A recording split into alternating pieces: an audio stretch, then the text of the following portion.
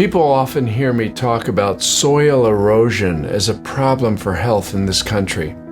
Soil erosion is a problem that happens with poor farming techniques and large agribusiness efforts that ignore the quality and integrity of our soil, which is where our nutrition comes from. Can you imagine that 1 pound of spinach in 1950 could require as much as 50 pounds of spinach today to have the same nutritional value of B vitamins, omega-3s, and A vitamins?